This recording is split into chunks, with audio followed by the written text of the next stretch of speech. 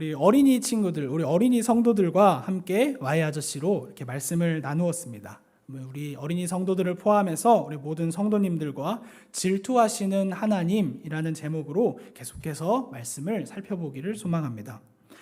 우리가 질투하시는 하나님이라는 단어를 들었을 때 우리는 두 가지 전제를 가지고 있어야 합니다. 첫 번째 전제는 신인 동형론적인 표현이라는 것입니다.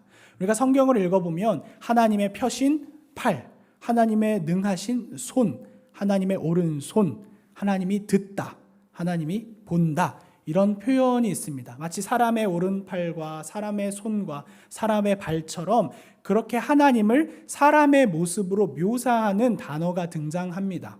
이것은 실제로 하나님이 두 귀를 가지고 있거나 하나님이 이렇게 팔을 가지고 있다라는 의미가 아니라 하나님은 영이시기 때문에요. 그러한 표현은 우리가 하나님을 이해하기 위해서 하나님께서 자신을 사람이 이해할 수 있는 단어로 묘사해 주신 겁니다. 이것을 신인 동형론적 표현이라고 합니다. 이 하나님의 질투도 마찬가지입니다. 그러나 우리는 이렇게 질투라는 단어를 들으면 우리가 생각하는 범위에서 하나님을 생각하게 돼요. 예를 들면 이런 거죠. 여러분 주변에 질투하는 분들 혹은 뭐 이렇게 그 분들을 떠올리면 그 사람이 어떻게 질투했지? 그 사람은 폭발하더라. 그 사람은 때리더라. 그 사람은 비열하게 복수하더라. 이런 모습이 떠오를 수밖에 없고요. 그러한 모습을 하나님에게도 대입해서 하나님도 그렇게 질투를 하시겠지라고 생각하기 쉽습니다. 그러나 두 번째 이제 우리가 가져야 될 전제는 하나님의 질투는 사람의 질투와 근본적으로 다르다는 사실입니다. 다른 이유는 사람은 아담과 하와의 원죄를 물려받아서 쓴 뿌리를 가지고 태어납니다. 선하게 행동하려고 노력하며 하나님의 그 성품이 일부 남아있으나 왜곡되고 오염된 존재입니다. 그런 상태에서 질투를 하기 때문에 폭발하거나 비열한 모습을 보이거나 자기를 통제하지 못하는 그 통제를 벗어나는 모습을 사람은 그렇게 질투할 수밖에 없습니다. 그러나 하나님은 죄성을 가지고 계시지 않으며 하나님은 완벽한 상태 속에서 질투하신다는 사실을 우리는 알고 있어야 합니다. 그래서 하나님 폭발한다, 하나님은 그렇게 비열한 모습일 거야, 이런 질투가 아니라 하나님은 죄가 없으신 분이며 완벽한 성품이시며 우리가 지금은 다 이해할 수 없으나 완벽한 상태 속에서 자신의 열심을 이루어 가시는구나 라고 생각을 하셔야 된다라는 것입니다. 출애굽기 34장 14절에 이렇게 기록되어 있습니다. 너는 다른 신에게 절하지 말라. 여호와는 질투라 이름하는 질투의 하나님이니라. 그렇다면 우리는 근본적으로 이런 질문이 됩니다. 왜 다른 신에게 절하면 안 되는가? 왜 안 되나요, 하나님? 이라고 이스라엘 백성들이 물을 수 있다는 것이죠. 왜 하나님 외에 다른 신에게 절하면 안 됩니까? 이스라엘 백성은 아까 이야기한 것처럼 언약 백성이며 언약 관계 아래 있기 때문입니다. 나는 너의 하나님, 너희는 내 백성.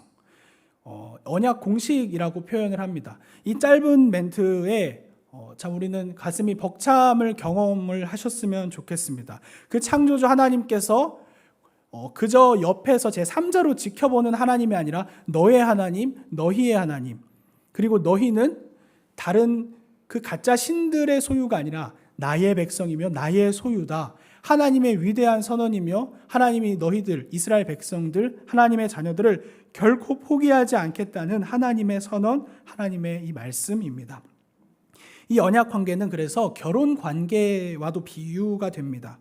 하나님은 이스라엘 백성들과 마치 결혼한 것처럼 그렇게 여기셨습니다. 신랑 되신 하나님이시고요. 이스라엘은 순결한 신부로서 신랑이신 하나님을 더 사랑하며 신랑 되신 그 하나님을 더 섬기는 모습을 보였어야 했습니다. 저는 아시는 것처럼 아실지는 모르지만 아직 미혼입니다. 미혼인데 여기에도 참 결혼하신 분들이 여러 계시는데 결혼 관계의 핵심을 배타성이라고 합니다. 제가 배타성을 사전적인 정의로 찾아보니 이렇습니다. 무엇에 대해 사람의 권리가 성립이 되면 같은 대상에 관하여 다른 사람의 권리를 인정하지 않는 일. 즉 결혼하며 한 남자와 한 여자가 결혼을 하면 그 결혼 관계에 대해서는 다른 이성의 이성적인 사랑이나 이성적인 권리가 인정이 되지 않는 것입니다. 이 결혼 관계 안에서 서로에 대한 소유, 서로에 대한 이성적인 사랑, 그 사랑의 마음은 서로에게만 허용되는 것입니다. 이스라엘도 마찬가지로 하나님의 언약 백성이었기 때문에 그들의 마음의 중심에 있는 종교심, 하나님을 향한 사랑, 그 마음은 오직 하나님께만 향해야 했습니다. 언약 관계 안에서 순결한 신부 같은 이스라엘은 신랑 되신 하나님만을 바라보는 것이 마땅했습니다. 이에 대해 칼빈 선생님은 이렇게 이야기를 합니다. 조금 한 두 문장 정도 되는데 집중해서 들어주시면 감사하겠습니다. 여호와는 종종 우리에게 남편의 자격으로 말씀하신다. 하나님은 남편의 모든 직무를 수행하시면서 우리에게 사랑과 정숙을 요구하신다. 우리가 여호와의 거룩한 혼인순결을 소홀히 하며 정욕으로 더럽힐 때마다 가장 격렬한 질투를 느끼신다. 그래서 실제로 하나님께서는 이스라엘 백성들이 다른 신들을 섬기고 예배하고 하나님을 떠나 있을 때 그 모습을 간음이라고 표현하셨습니다. 역대상 5장 25절에 이렇게 기록되어 있습니다. 그들이 그들의 조상들의 하나님께 범죄하여 하나님이 그들 앞에서 멸하신 그 땅 백성의 신들을 간음하듯 섬긴지라. 이스라엘의 모습은 그저 다른 신들을 섬긴 모습이 아니라 언약 관계 안에 신랑 되신 하나님을 떠나 간음한 모습과 마찬가지였습니다. 이 시점에서 우리는 언약 그리고 하는 신랑과 신부된 이스라엘 백성들, 이 말씀을 나누며 다시 하나님의 질투하심에 집중해야 합니다. 하나님께서는 영적으로 간음을 범한 이스라엘 백성들을 포기하지 않으셨다는 사실입니다. 이사야 선지자, 예레미야 선지자, 호세야 선지자, 미가 선지자, 그 외에도 많은 구약의 선지자들을 계속해서 보내셔서 너희가 나에게로 돌아오라. 너희가 오직 여호와 하나님만 섬기라. 너희 조상들의 여호와 하나님, 그 하나님만 섬기라. 계속해서 책망하셨습니다. 이것은 멸망을 위한 책망이 아니었습니다. 언약 관계 안에서 그 결혼의 언약을 계속해서 열심으로 이행하시는 하나님의 열심이었습니다. 바벨론 포로 생활으로, 그리고 포로 생활에서 다시 복귀하며, 그리고 성벽과 성전을 그 재건하는 모든 과정 가운데 하나님께서 함께 하셨습니다.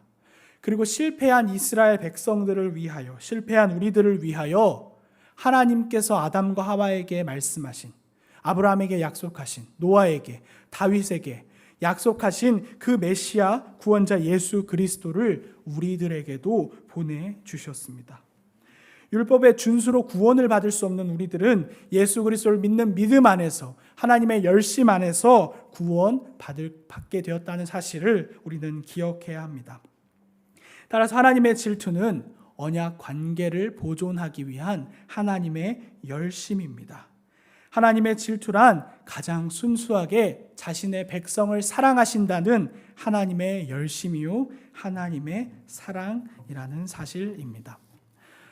제가 건강한 교회라는 교회에서 이제 사역을 하고 있는데, 우리 그 사랑한들교회와 동역하는 교회입니다. 청년 교회 모임, 청년 모임에서 한 지체가, 한 친구가 이런 나눔을 했어요. 삶의 온도가 참 떨어지는 것 같아요. 신앙의 온도도 같이 떨어지는 것 같아요. 그 친구는 이제 취업을 해서 참 우여곡절하면서 어려운 시기를 보내고 있는 친구입니다. 신앙의 온도가 떨어진 것 같다라는 말을 들으며, 나는 지금 하나님을 향한 신앙의 온도가 뜨거운가? 라는 생각을 점검을 해보게 됐습니다. 이 생각을 하면서 더 나아가서, 그렇다면 나를 향한 하나님의 온도는 어느 정도인가? 라는 생각 계속해서 해보게 됐습니다. 사랑하는 성도 여러분, 삶의 온도, 신앙의 온도가 떨어져 있을 때 우리가 기억해야 할 것은 하나님의 열심입니다. 우리를 포기하지 않으시고, 그리고 버리지 않으시고, 책망하시고, 또한 이끄시며 안아주시는 그 구원을 이루어 가시는 하나님의 열심을 우리가 묵상해야 합니다. 우리도 예수 그리스도를 믿는 믿음 안에서 하나님의 언약 백성입니다. 말씀을 정리하며 두 가지 이야기를 같이 도전하고 싶습니다. 첫 번째는 하나님을 향한 열심을 가집시다. 이스라엘 백성, 하나님의 백성, 우리를 포기하지 않으시는 그 하나님의 열심을 묵상하며 우리 또한 하나님을 알아가기 위한 열정, 하나님을 알아가기 위한 열심을 품었으면 좋겠습니다. 사랑하는 사람을 위해 그 사람이 무엇을 좋아하는지 고민하고 그 사람을 기뻐하기 위해서, 그 사람이 웃게 하기 위해서 정말 노력했던 그 경험을 떠올리며 하나님을 기쁘시게, 또한 하나님이 원하시는 그 방향과 모습으로 날마다 하나님을 향한 열정과 열심을 품는 저와 모든 성도님들이 되셨으면 좋겠습니다. 두 번째는 영적인 간음의 행동을 던져버리시기를 주님의 이름으로 축복합니다.